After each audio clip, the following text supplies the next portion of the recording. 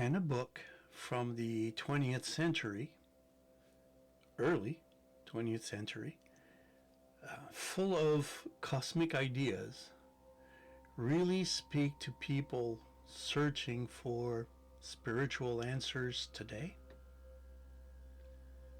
What if it holds clues for modern spiritual seekers? Hi, I'm Alan from the Grove Cat. In today's episode, the last one, we're exploring how the Urantia book connects to spiritual movements today. So let's see why this book still matters. Before this series on the Urantia book, have you heard of the Urantia book? It's a big one. It's a big book, over 2,000 pages, and it's kind of has a mysterious beginning, and started in the 20s, 30s to be published in 1955. It talks about God, the universe, our place in it. Some people call it a spiritual treasure, and other people find it a little bit strange. But its ideas about love, growth, and the cosmos, really, feels super relevant today, I think. And especially if you are a spiritual seeker, definitely you will want to have a look at this one.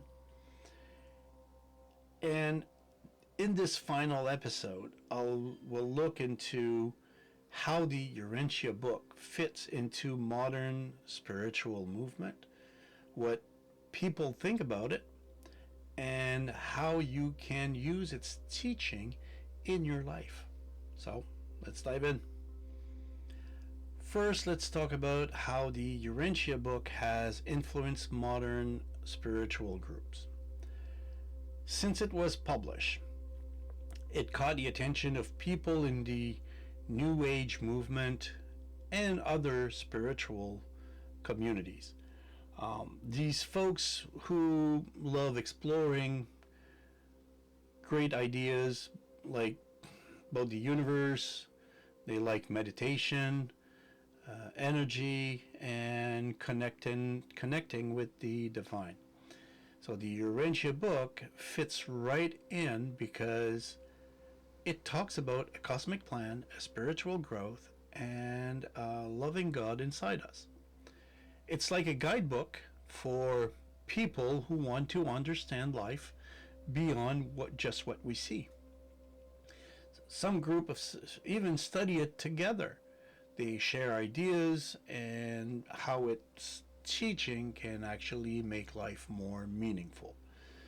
And from the Urantia Foundation that you have in all the episodes down there, you will find links to one of those groups at least, and even a few, because there's quite a bit. Now, not everyone thinks the Urantia book is easy to love, right? Some people are skeptical about it, and so they should be. I think we should be skeptical about everything and look into what it is before making an assumption or making us an idea of it. So the book says it was written with the help of divine being, which sounds already pretty wild when you think about it. Some folks wonder if it's true or find it hard to believe. Well, plus it's a long book to go through if you are willing to go through, well, this book here. This is a version in French, and there's version in many different languages, was first written in English. And but even with those challenges, there's many readers who say it's worth the effort. I am one who can tell you this is worth the effort.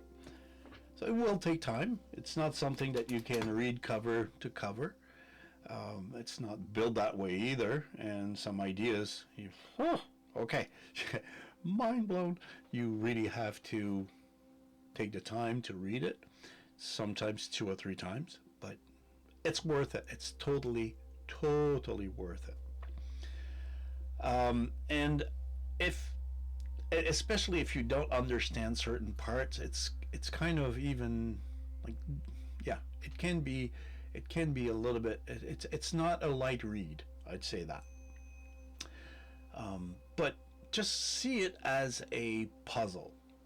Okay, it's tricky at first, but as you go, you get to see the whole picture that this puzzle is giving you, even if it takes a long time to find the piece that goes at the right place. So it is worth the time. So how can the Urantia book help you in real life? Well, its teaching lines up with a lot of spiritual practices today.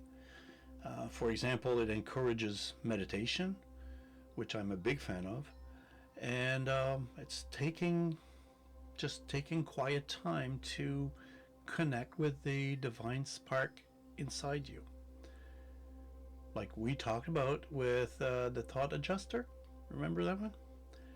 So it also talks about service, like helping others, and which links to another book that I will have a series on, the Book of One, oh, the Law of One, sorry, and this is another one that is really good, and it links all to that. Like it really links to all of that, and I find it very interesting to see that all those books actually um, fit together. So with those ideas in mind, you here's a few things that you could do just for you to feel better, and I'm it really helps. So try meditating for a few minutes, or doing something kind for someone. It always stays with you. Remember, like, you don't have to brag about it, but you always have in your mind, yeah, I felt great when I helped this person. And those are good memories that you have and that you will keep. And that's a part of what the Urantia book is saying. It makes life better when you do that. So it's like a little bit planting a seed in your spiritual journey, and that is inspired by the book Cosmic Wisdom. So, yeah, even for like just a regular thing. Remember, I've read this. I was a teen. I was my early 20s when I read that book, and you don't have the same view on the world when you're 15 or 20, and when you're 60 and up, you don't think the same way. But when I started to do this in my 20s and I started to read this, I realized different things, and a lot of things got better in the long run. So the Urantia book feels a lot like other spiritual teaching, like we've talked about. And there's a book called the Seth Speak, where it also known as being channeled. So somebody else wrote the download, if you want to call it that way, from spiritual beings. And the Urantia book is about the same. So somebody was there picking up those downloads and was speaking it, and somebody wrote it. So that's how it's done, and it was done on a long period of time. So it also connects to modern spiritual movement that talks about universal love, cosmic unity, um, grow in your soul. It's a lot like the New Age ideas or teaching of mysticism and teaching from mystics. It's really like a bridge that links old spiritual wisdom with new ways of thinking. All right, now that's what I call a journey, and we are at the end of it. Uh, the last of our episodes here.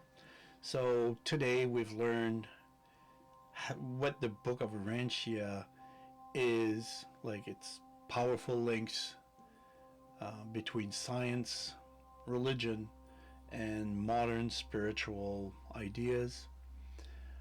It inspired New Age and spiritual communities with its cosmic view of God and our place in the universe. Even though some find it tricky or hard to believe, the teaching about meditation, service, and love can definitely help grow you spiritually. And it's like a map that connects the mysteries of the cosmos with everyday life. So here's that last question. I couldn't go without this last question. You all know this. All right, so what's the question?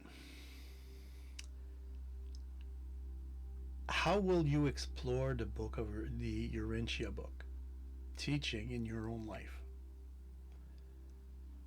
Maybe pick up the book, download it, download the PDF. It's free, and start reading it.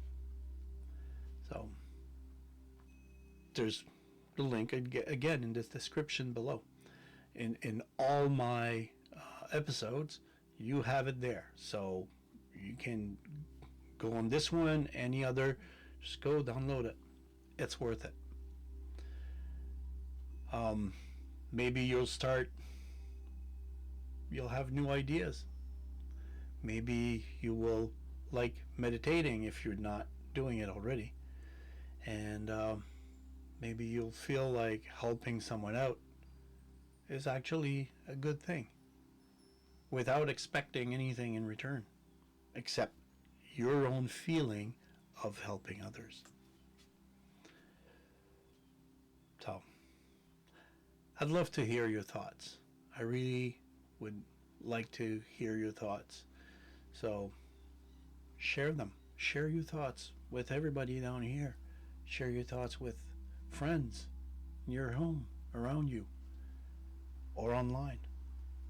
As long as you share your feelings and how you can help others, that's a good thing. So there you go. That's it for the series. So the adventure doesn't stop here. Like I said before, grab a copy. Start reading it. Have your own cosmic journey. And thanks for joining me. So we'll see you around. See you next time in another of those series or videos. But be sure to hit the like if you actually liked it, and share and subscribe. That definitely will help you and me on this one. All right. Take care, guys, and see you next time.